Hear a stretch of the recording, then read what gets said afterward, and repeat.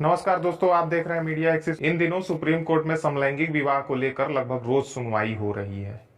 आज हम समझने की कोशिश करेंगे कि इस पूरे मामले की पृष्ठभूमि क्या है, शीर्ष अदालत में अब तक जो बहस हुई है उसमें कौन सी बातें हुई हैं, चीफ जस्टिस की क्या टिप्पणी रही है और सरकार का इस मामले पर क्या पक्ष है। दोस्तों, सुप्रीम कोर्ट की 5 जजों की संवैधानिक पीठ समलैंगिक शादी को कानूनी मान्यता दिलाने की मांग से जुड़ी याचिकाओं की इन दिनों सुनवाई कर रही है। संवैधानिक पीठ से तात्पर्य शीर्ष अदालत के जजों की उस पीठ से है जो इस मुद्दे की संवैधानिक व्याख्या करते हुए तमाम कानूनी तथ्यों के लिहाज से एक विधि सम्मत फैसले पर पहुंचेगी।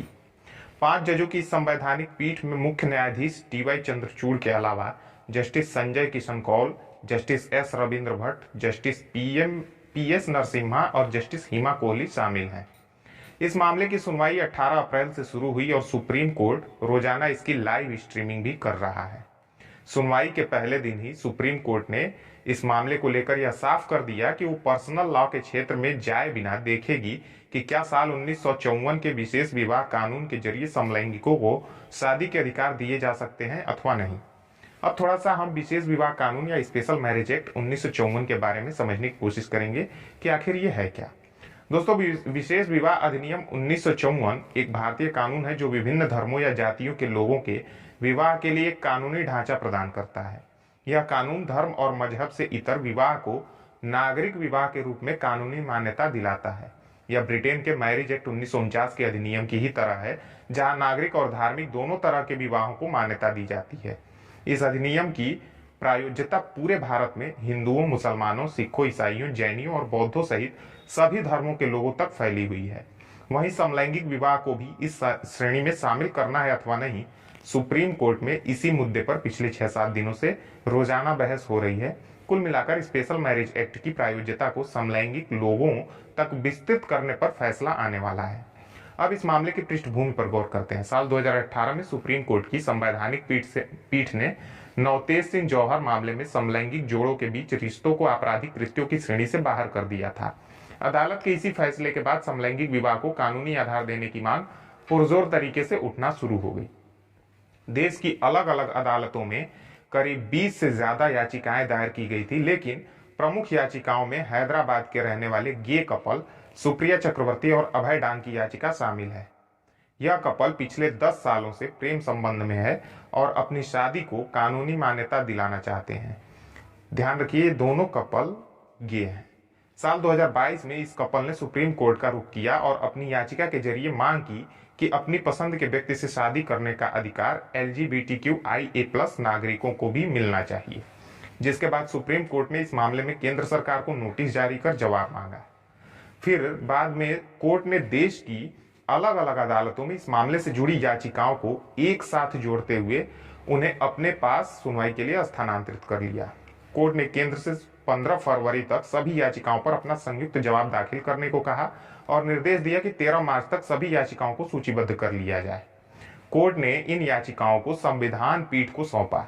इन याचिकाओं की सुनवाई करने वाली सुप्रीम कोर्ट की 3 सदस्यीय पीठ ने समलैंगिक विवाह को मौलिक मुद्दा बताते हुए इसे 5 जजों की संवैधानिक पीठ को भेजने की सिफारिश की थी, जिसके बाद मुख्य न्यायाधीश डी.वाई. चंद्रचूड़ की अगुवाई वाली 5 जजों की संवैधानिक पीठ ने इस मामले की सुनवाई शुरू की। कोर्ट में याचिकाकर्ताओं का पक्ष वरिष्ठ अधिवक्ता मुकुल रोहतगी, वरिष्ठ अधिवक्ता अभिषेक मनु सिंघवी, मेनका गुरुस्वामी, वकील अरुंधति काटजू आदि पेश कर रहे हैं। वहीं केंद्र सरकार की तरफ से इस मामले में पक्षधर सॉलिसिटर जनरल तुषार मेहता है। सुप्रीम कोर्ट में इस मामले को लेकर सुनवाई की जा रही याचिका के पक्ष में दलील देते हुए कहा गया कि समलैंगिक शादी को कानूनी मान्यता नहीं मिलना समानता के अधिकार का उल्लंघन है। स्पेशल मैरिज एक्ट सिर्फ महिला और पुरुषों को शादी की इजाजत देता है, ऐसे में इसे बदलकर जेंडर न्यूट्रल किया जाए। वहीं इसके विरोध में केंद्र सरकार का पक्ष यह है कि यह एक पाश्चात्य सोच है। जैसे संविधान को नहीं बदला जा सकता, वैसे ही शादी के मूलभूत विचार को भी बदला नहीं जा सकता है। केंद्र का मानना है कि समलैंगिक शादी को कानूनी मान्यता दिए जाने पर सामाजिक संतुलन बिगड़ जाएगा। यह भारतीय परिवार की अवधारणा के खिलाफ है। केंद्र ऐसा मानता है कि अगर समलैंगिक शादी को मान्यता मिली तो गोद लेने, तलाक, भरण पोषण, वरासत आदि से संबंधित मुद्दों में बहुत सारी जटिलताएं पैदा हो जाएंगी। आइए अब एक नजर डालते हैं कि इस मामले में अब तक की सुनवाई में क्या कुछ हुआ है। पहले दिन की सुनवाई यानी 18 अप्रैल को सुप्रीम कोर्ट ने इस मामले में कई अहम टिप्पणियां की थी। सुप्रीम कोर्ट ने कहा कि वो पर्सनल लॉ के क्षेत्र में जाए बिना देखेगी कि क्या साल 1954 के विशेष विवाह कानून के जरिए समलैंगिकों को अधिकार दिया जा सकता है अथवा नहीं। सुनवाई के दौरान केंद्र सरकार की तरफ से दलील दी गई कि ये याचिकाएं एक अभिजात्य वर्ग के विचारधारा को दर्शाती हैं। तुषार मेहता ने दलील दी कि कानूनी दृष्टि में शादी का अर्थ बायोलॉजिकल पुरुष और बायोलॉजिकल महिला के बीच रिश्ता रहा है। इस पर सुप्रीम कोर्ट ने कहा कि महिला और पुरुष में भेद करने की कोई पुख्ता अवधारणा प्रस्तुत नहीं की गई है। वहीं याचिकाकर्ताओं का पक्ष रखने वाले वरिष्ठ अधिवक्ता मुकुल रोहतगी ने कहा कि समलैंगिकों के लिए समान अधिकार हासिल करने की दिशा में सबसे बड़ा रोड़ा आईपीसी की धारा 377 थी, जिसे 5 साल पहले ही निरस्त कर दिया गया। अब अगर हमारे अधिकार समान है तो हमें आर्टिकल 14, 15, 19 और 21 के तहत अपने सभी अधिकारों का इस्तेमाल करना चाहते हैं। इसके बाद दूसरे दिन की सुनवाई के दौरान केंद्र सरकार ने अपील की कि इस मामले में सभी राज्यों और केंद्र शासित प्रदेशों को पार्टी बनाया जाए। लाइव लॉ हिंदी की एक रिपोर्ट की माने तो याचिकाकर्ताओं का पक्ष रखते हुए वरिष्ठ अधिवक्ता अभिषेक मनु सिंघवी ने कहा कि एडॉप्शन, सरोगेसी, अंतरराज्यीय उत्तराधिकार, कर छूट, कर कटौती और अनुकंपा सरकारी नियुक्तियां आदि का लाभ उठाने के लिए विवाह की आवश्यकता होती है। इस पर सुप्रीम कोर्ट के मुख्य न्यायाधीश डीवाई चंद्रचूड़ की अध्यक्षता वाली संवैधानिक पीठ ने केंद्र सरकार को कहा कि वे इसे शहरी अभिजात्य वर्ग के विचार नहीं कह सकती, खास तौर पर तब जब सरकार ने इस दावे के पक्ष में कोई डेटा प्रस्तुत नहीं किया हो। सीजेआई चंद्रचूड़ ने मौखिक टिप्पणी करते हुए कहा कि ये शहरी सोच लग सकती है क्योंकि शहरी इलाकों में अब लोग खुलकर सामने आने लगे हैं। इसके बाद तीसरे दिन की सुनवाई के दौरान मुख्य न्यायाधीश ने कहा कि समलैंगिक संबंध केवल शारीरिक संबंध नहीं है।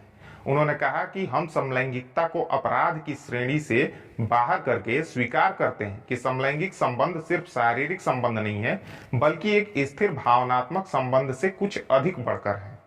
सुप्रीम कोर्ट ने सुनवाई के दौरान मौखिक रूप से कहा कि समलैंगिकता को अपराध की श्रेणी से बाहर करने के बाद संवैधानिक और सामाजिक रूप से उस स्तर पर पहुंच गया है कि जिसमें कोई यह सोच सकता है कि समलैंगिक लोग विवाह जैसे संबंध में हो सकते हैं। तीसरे दिन की सुनवाई के दौरान कोर्ट में बच्चे को गोद लेने पर बहस हुई। याचिकाकर्ताओं में से एक की ओर से पेश वरिष्ठ अधिवक्ता विश्वनाथन ने कहा कि एलजीबीटीक्यू माता पिता बच्चों को पालने के लिए उतने ही योग्य हैं जितने विषम लैंगिक माता पिता एक बच्चे को पालते हैं। पीठ इस दलील से सहमत नहीं थी कि विषम लैंगिकों के विपरीत समलैंगिक जोड़े अपने बच्चों की उचित देखभाल नहीं कर सकते। पीठ ने सुनवाई के दौरान कहा कि लोग अब इस धारणा से दूर हो रहे हैं कि एक लड़का होना ही चाहिए। यह शिक्षा के प्रसार और प्रभाव के कारण है।